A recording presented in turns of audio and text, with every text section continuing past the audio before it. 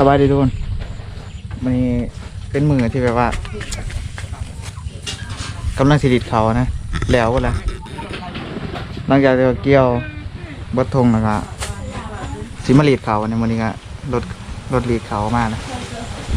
ก็คือมาปาดเขาปั้นเขานะเดี๋ยวมาลุ้นกันว่าจากที่ใดจะกระสอบน้ำปีนี่ปีก่อนนี่แม่ว่าได้ลอยป้าย180ปีนี้ก็มาลุ้นเบิ่งว่าที่ใดเท่าไรนะก็นี่แหละเขาก็บอลายกับประมาณนี้นะประมาณนี้นี่ก็รถฝาดรถฝาดเขาเดี๋ยวมาดูมือ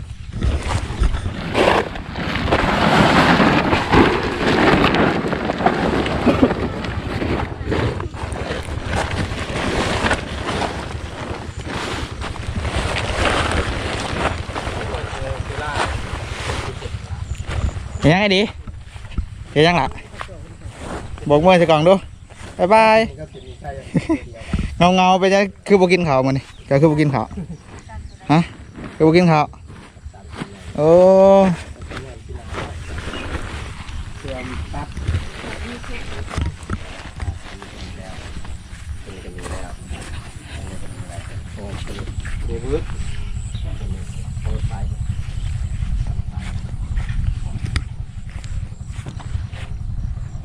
รถติดเขาว่าแล้วนะตอนท้องหน้าผมจะเขาก็บลายไปไหนทุกคนจะกี่ได้จะกระสอบได้ไหมครับ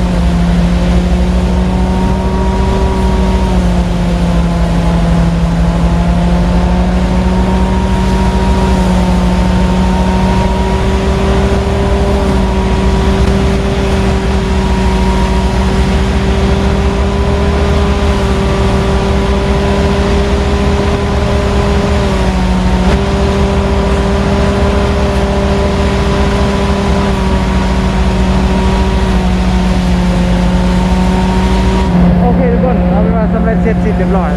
เกี่ยงแตะเบิดเลยว่าทีนี้เดี๋ยวเจ้าหน้าจังสิมานะเบิ่งว่าจักสิได้จักกระสอบนะ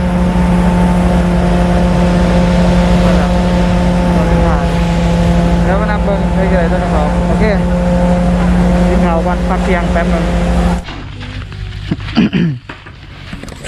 โอเคทุกคนแล้วเราปั้นมาดิไปจักสอบปิดได้ไหมไปจักสอบแม่บอกกล้องด้วยฮะลอยจะได้พอ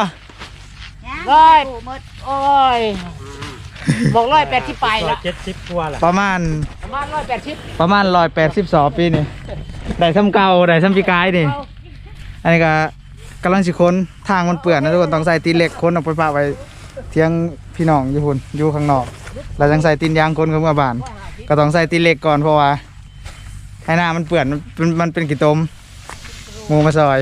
มันเป็นโคนบอกว่า ทัน เป็ แร น ก โคนเนอะ ทันแรกแล้วก็ ข้าวคือจม กำลังมัดกันอยู่โอเคทุกคนคลิปนี้อย่าลืมกดไลค์กดแชร์กดติดตามเพื่อเป็นกำลังใจคลิปต่อไปบ๊ายบาย